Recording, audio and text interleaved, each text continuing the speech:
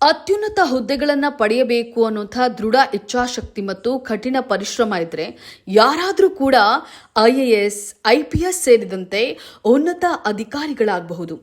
IAS ಹುದ್ದೆಗಳು ಕೇವಲ ಉತ್ತರ ಪ್ರದೇಶದವರಿಗೆ ಮಾತ್ರ ಸೀಮಿತವಲ್ಲ.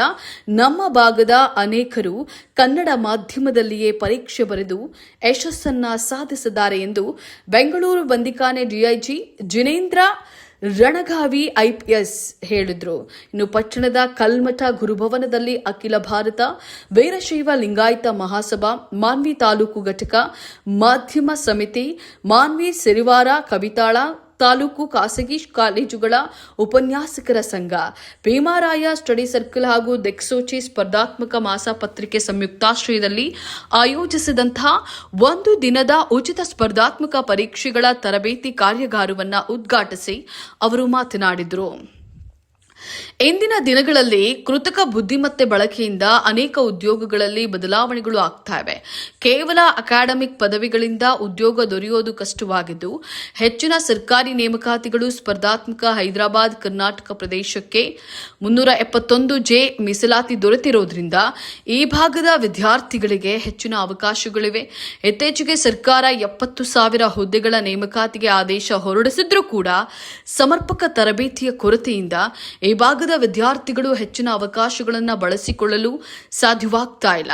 ಇಂತಹ ತರಬೇತಿ ಕಾರ್ಯಾಗಾರಗಳು ವಿದ್ಯಾರ್ಥಿಗಳಿಗೆ ಬಹಳ ಉಪಯುಕ್ತವಾಗಲಿವೆ ಅಂತ ಹೇಳಿ ತಿಳಿಸಿದ್ರು. ಇನ್ನು ರಾಯಚೂರು ಜಿಲ್ಲಾ ಹೆಚ್ಚುವರಿ ಪೊಲೀಸ್ ಅಧೀಕ್ಷಕ G ಹರೀಶ್ ಮಾತನಾಡಿ, IAS ಪರೀಕ್ಷೆ ಕಠಿಣವಲ್ಲ, ವಿಭಿನ್ನವಾಗಿದೆ. ಪ್ರತಿಯೊಬ್ಬರಲ್ಲೂ ಕೂಡ ಪ್ರತಿಭೆ ಇರುತ್ತದೆ. ಆ ಪ್ರತಿಭೆಯನ್ನು ಗುರುತಿಸಿ ನಿರಂತರ ಪರಿಶ್ರಮ ಪಟ್ಟರೆ ಯಶಸ್ಸು ಸಾಧಿಸಬಹುದು. ವಿದ್ಯಾರ್ಥಿಗಳು ಪ್ರಶ್ನಿಸುವಂತಹ ಮನೋಭಾವವನ್ನು ಬೆಳೆಸಿಕೊಳ್ಬೇಕು. ಮೊಬೈಲನ್ನು ಸಕಾರಾತ್ಮಕವಾಗಿ ಬಳಸಿಕೊಂಡು ವಿಶ್ವದ ವಿವಿಧ ಪುಸ್ತಕಗಳನ್ನು ಓದಿ ಜ್ಞಾನವನ್ನು ವಿಸ್ತರಿಸಿಕೊಳ್ಬೇಕು ಅಂತ ಹೇಳಿ ತಿಳಿಸಿದರು. ಇನ್ನು ಕಾರ್ಯಕ್ರಮದ ದಿವ್ಯ ಸಾನ್ನಿಧ್ಯವನ್ನು ಸುವರ್ಣಗಿರಿ ವಿರಕ್ತ ಮಠದ ಅಡವಿ ಅಮರೇಶ್ವರ ಶ್ರೀ ತೋಟಂದಾರ್ಯ ಮಹಾಸ್ವಾಮಿಗಳು ವಹಿಸಿದರು. ಮಾನ್ವಿ ತಹಶೀಲ್ದಾರ್ ಭೀಮರಾಯ ಬಿ ರಾಮಸಮುದ್ರ, ದಿಕ್ಕೂಚಿ ಸ್ಪರ್ಧಾತ್ಮಕ ಮಾಸಪತ್ರಿಕೆಯ ಸಂಪಾದಕ AT ಪಾಟೀಲ್, ಮೈಸೂರಿನ ಅರ್ಥಶಾಸ್ತ್ರಜ್ಞ ಡಾಕ್ಟರ್ ನೇತಿ ಸೋಮಶೇಖರ್ ಹಾಗೂ ಧಾರವಾಡದ ರಾಜರತ್ನ ಅಕಾಡೆಮಿಯ ಜಗದೀಶ್ ಅವರು ಸ್ಪರ್ಧಾತ್ಮಕ ಪರೀಕ್ಷೆಗಳ ಸಿದ್ಧತೆ ಕುರಿತು ಉಪನ್ಯಾಸವನ್ನು ನೀಡಿದರು. ಕಾರ್ಯಕ್ರಮದಲ್ಲಿ ಮಾನ್ವಿ ಪೊಲೀಸ್ ಠಾಣೆಯ PI ಸೋಮಶೇಖರ್ S, ಕೆಂಚರಡ್ಡಿ, ಕಲ್ಮಠದ ಸಂಗಯ್ಯ ಸ್ವಾಮಿ, ಅಖಿಲ ಭಾರತ ವೀರಶೈವ ಲಿಂಗಾಯತ ಮಹಾಸಭಾ ತಾಲೂಕು ಅಧ್ಯಕ್ಷ ಅರುಣಾಚಂದ, ಮಾಧ್ಯಮ ಸಮಿತಿ ಅಧ್ಯಕ್ಷ ರಾಜಶೇಖರ ಸ್ವಾಮಿ, ಗೌರವಾಧ್ಯಕ್ಷ ಸಿದ್ದರಾಮಯ್ಯ ಸ್ವಾಮಿ, ತಾಲೂಕು ವೀರಶೈವ ಲಿಂಗಾಯತ ಸಮಾಜದ ಅಧ್ಯಕ್ಷ ಹರಿಹರ ಪಾಟೀಲ್, ಗುಮ್ಮ ಬಸವರಾಜ್, ತಾಲೂಕು ಖಾಸಗಿ ಕಾಲೇಜುಗಳ ಉಪನ್ಯಾಸಕರ ಸಂಘದ ಅಧ್ಯಕ್ಷ ಆಂಜನೇಯ ಸೇರಿದಂತೆ ಹಲವರು ಉಪಸ್ಥಿತರಿದ್ದರು. ಪರೀಕ್ಷೆಗಳ ಮೂಲಕವೇ ನಡೀತಾ ಇವೆ. ಆದ್ದರಿಂದ ಪಠ್ಯದ ಜೊತೆಗೆ ಸ್ಪರ್ಧಾತ್ಮಕ ಪರೀಕ್ಷೆಗಳಿಗೂ ವಿದ್ಯಾರ್ಥಿಗಳು ಸಿದ್ಧತೆಯನ್ನ ನಡೆಸಬೇಕು ಅಂತ ಹೇಳಿ ಸಲಹೆಯನ್ನ ನೀಡಿದ್ರು. ವರದಿ ಶಫೀಕ್ ಹುಸೇನ್, ಮಾನ್ವಿ.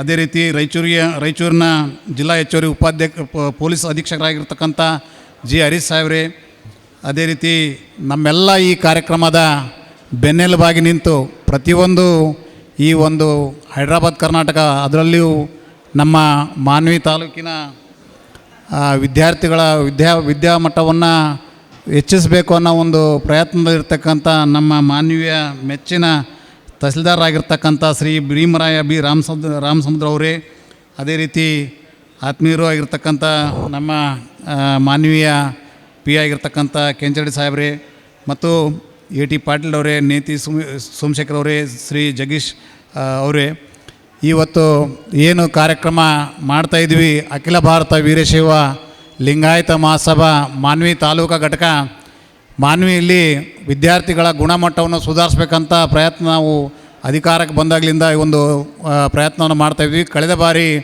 ನಾವು ಕೇವಲ ನಮ್ಮ ಸಮಾಜದ ಅಖಿಲ ಭಾರತ ವೀರಶೈವ ಲಿಂಗಾಯತ ಮಹಾಸಭಾದ ವಿದ್ಯಾರ್ಥಿಗಳಿಗೆ SSLC ತರಗತಿಗಳಿಗೆ ಉಚಿತ ಯಾವ ರೀತಿ ಪರೀಕ್ಷೆಯನ್ನು ಎದುರಿಸಬೇಕು ಅನ್ನೋ ಒಂದು ವಿಚಾರವಾಗಿ ಒಂದು 60 ದಿನಗಳ ತರಬೇತಿ ಶಿಬಿರವನ್ನು ಹಮ್ಮಿಕೊಂಡಿದ್ವಿ.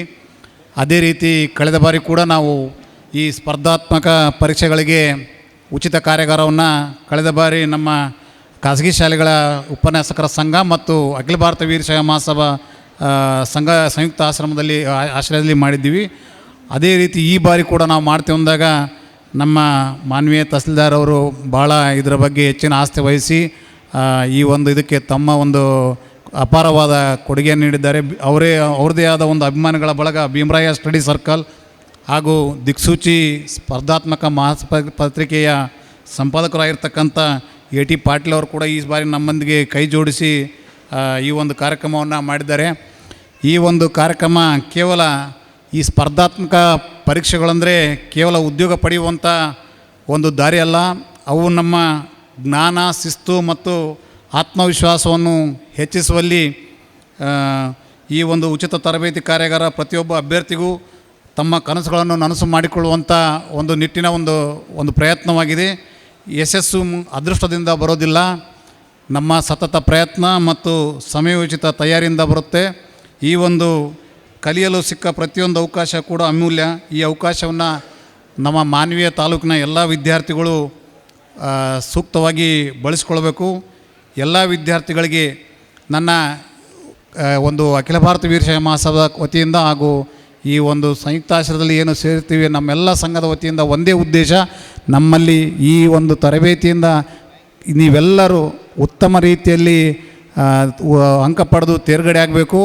ಈ ಒಂದು ಕಾರ್ಯಾಗಾರಕ್ಕೆ ನಾವು ಹಿರಿಯ IPS IAS ಅಧಿಕಾರಿಗಳನ್ನ ಕರೆಸಿರೋ ಉದ್ದೇಶ ಏನಪ್ಪ ಅಂದರೆ, ಅವರು ತಮ್ಮ ಜೀವನದಲ್ಲಿ ಯಾವ ರೀತಿ ವಿದ್ಯಾಭ್ಯಾಸ ಮಾಡಿದ್ರು ಮತ್ತು ಅವರು ಯಾವ ರೀತಿ ಯಶಸ್ಸನ್ನು ಕಂಡರು ಅದು ಕೂಡ ನಿಮಗೆ ಮಾದರಿಯಾಗಲಿ ಅಂಥೇಳಿ ಆ ಹಿರಿಯ ಅಧಿಕಾರಿಗಳನ್ನ ಕರೆಸಿ ತಮಗೆ ಸೂಕ್ತ ಮಾರ್ಗದರ್ಶನವನ್ನು ನೀಡುವಂಥ ಪ್ರಯತ್ನ ನಮ್ಮದಾಗಿದೆ. ಈ ಒಂದು ಮಾರ್ಗದರ್ಶನ ನಿಮಗೆಲ್ಲರಿಗೆ ಆಶೀರ್ವಾದ ಆಗಲಿ, ಮುಂದಿನ ದಿನಗಳಲ್ಲಿ ನಿಮ್ಮ ಭವಿಷ್ಯ ಉಜ್ವಲವಾಗಲಿ ಎಂದು ಹೇಳುತ್ತಾ ಅಖಿಲ ಭಾರತ ವೀರಶೈವ ಮಹಾಸಭಾದಿಂದ ತಮಗೆಲ್ಲರಿಗೂ ಶುಭಾಶಯ ಕೋರುತ್ತಾ ನನ್ನ ಪ್ರಾಸ್ತಾವಿಕ ಭಾಷಣವನ್ನು ಮುಗಿಸ್ತೇನೆ. ಧನ್ಯವಾದಗಳು.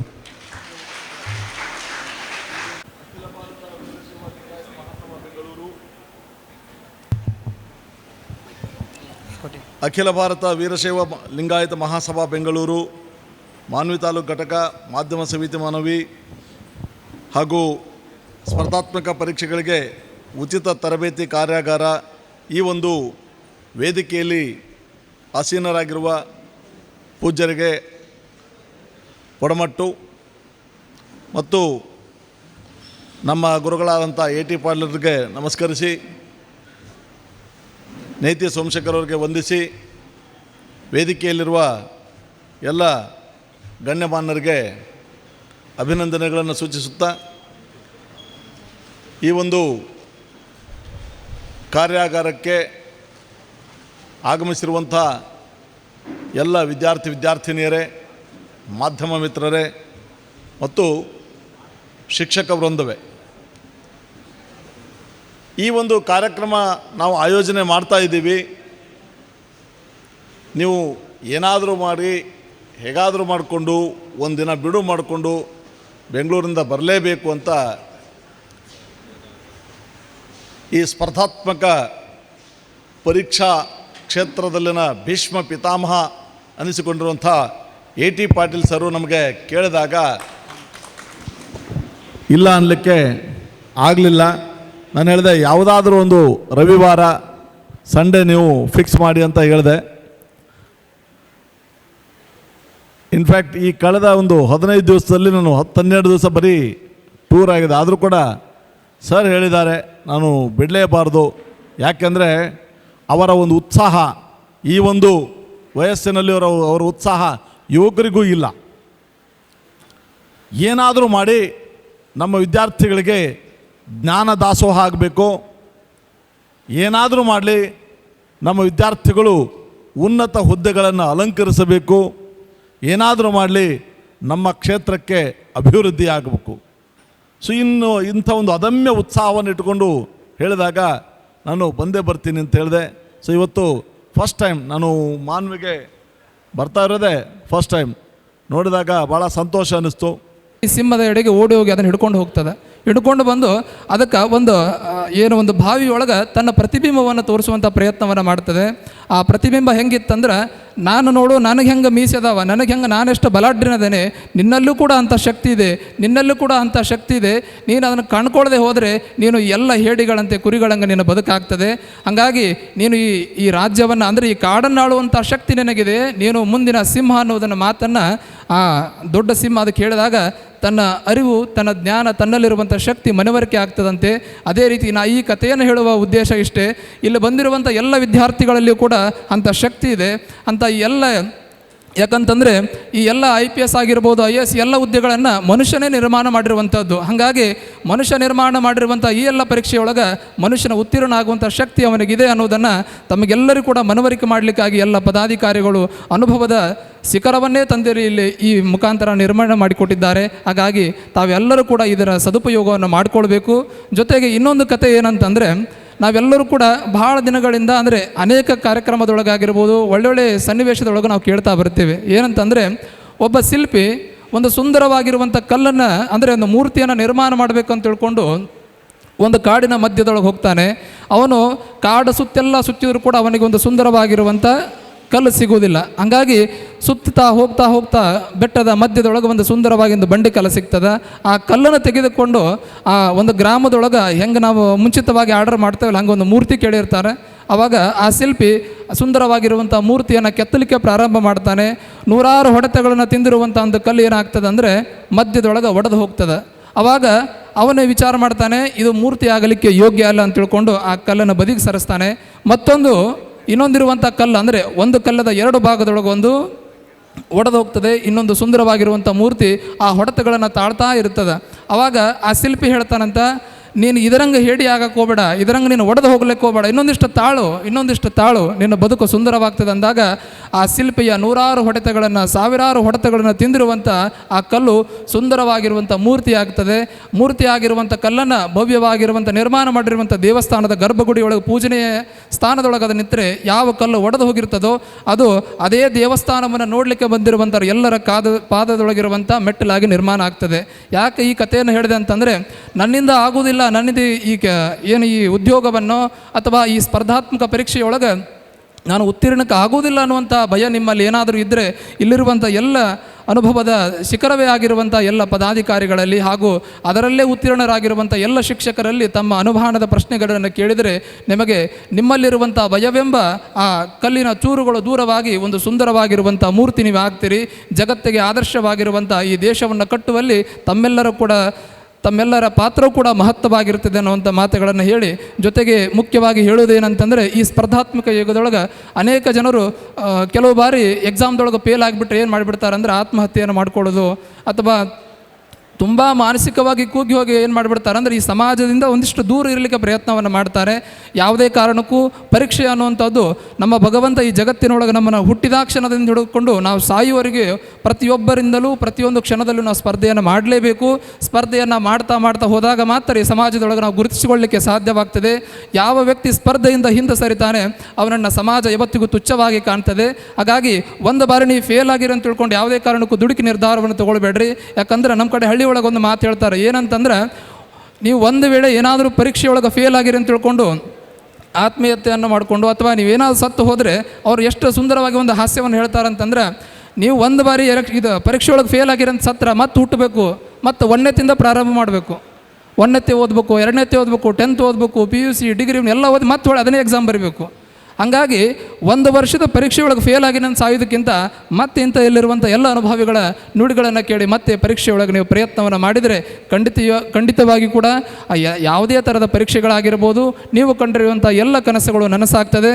ಅಂಥ ಕಾರ್ಯಕ್ರಮವನ್ನು ಅಖಿಲ ಭಾರತ ವೀರಶೈವ ಮಹಾಸಭೆಯಿಂದ ನಮ್ಮ ಅರುಣ್ ಚಂದ್ರಣ್ಣವರಾಗಿರ್ಬೋದು, ಹರಿಹರ ಪಾಟೀಲ್ ಸರ್ ಆಗಿರ್ಬೋದು, ಹಾಗೂ ನಮ್ಮ ಗಿರೀಶ್ ಸರ್ ಆಗಿರ್ಬೋದು, ಹಾಗೂ ಈ ಪತ್ರಿಕಾ ಮಾಧ್ಯಮದ ಎಲ್ಲ ಹಿರಿಯರು ಎಲ್ಲ ಇಂಥ ಅನುಭವದ ನುಡಿಗಳ ಶಿಖರವನ್ನು ಸ್ಪರ್ಧಾ ಪ್ರಪಂಚದಲ್ಲಿ ಬ್ರಹ್ಮ ಎಂದು ಖ್ಯಾತಿ ಗಳಿಸಿದ್ದಂತಹ ದಿಕ್ಸೂಚಿ ಮಾಸಪತ್ರಿಕೆಯ ಪ್ರಧಾನ ಸಂಪಾದಕರು ಮತ್ತು ನನ್ನ ಹಿತೈಷಿಗಳಾದಂತಹ ಸನ್ಮಾನ್ಯ ಶ್ರೀ AT ಪಾಟೀಲ್ ಸರ್ರವರೇ,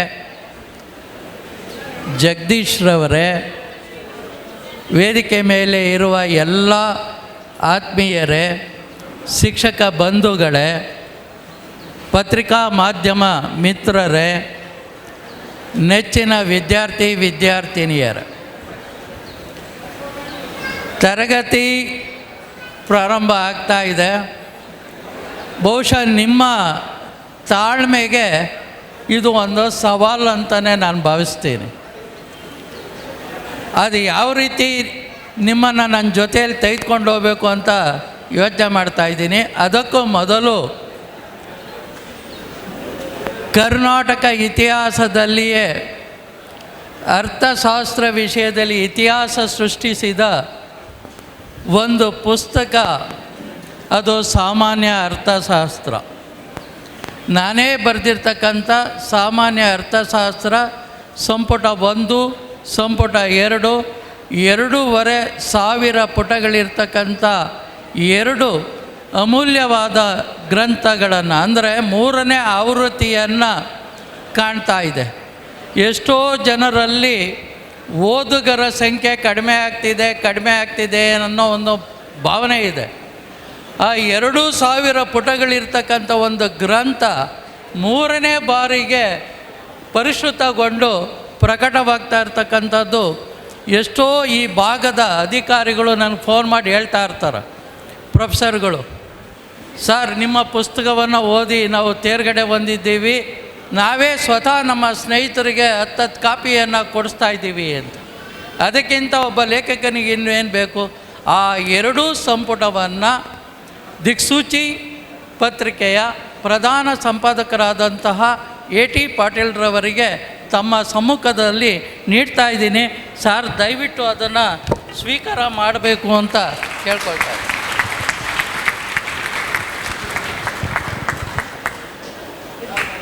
ತೆಗಿಯೋಕ್ಕಾಗಲ್ಲ, ಪ್ಯಾಕ್ ಆಗಿದೆ.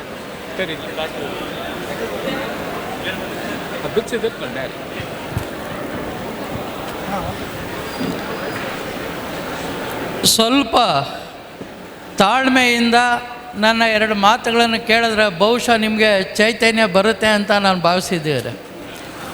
ಓಡೋ ಕುದುರೆಯನ್ನು ಓಡಿಸೋದು ಬದಲು ಓಡದಲ್ಲೇ ಇರೋ ಕುದುರೆಯನ್ನು ತಯಾರು ಮಾಡಿ ಓಡಿಸೋದು ನೇತಿ ಸೋಮಶೇಖರ್ಗೆ ಚೆನ್ನಾಗಿ ಗೊತ್ತು.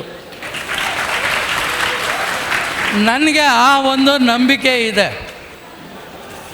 ಕನಿಷ್ಠ ಪಕ್ಷ ಇವತ್ತು ಹೇಳ್ತಿದ್ದೀನಿ, ಬರೆದಿಟ್ಕೊಳ್ಳಿ, ಒಂದು 10ರಿಂದ 15 ಜನ ಉನ್ನತ ಹುದ್ದೆಯನ್ನು ಖಂಡಿತ ನೀವು ಅಲಂಕಾರ ಮಾಡ್ತೀರಾ. ಆ ಒಂದು ಸಾಮರ್ಥ್ಯವನ್ನು ಸೃಷ್ಟಿ ಮಾಡಲಿಕ್ಕೆ ನಾವೆಲ್ಲ ಇಲ್ಲಿ ಬಂದಿರೋದು. ಆ ಬೀಜವನ್ನು ಇವತ್ತು ಬಿತ್ತುವ ಕಾರ್ಯವನ್ನು ನಾವು ಮಾಡ್ತೀವಿ.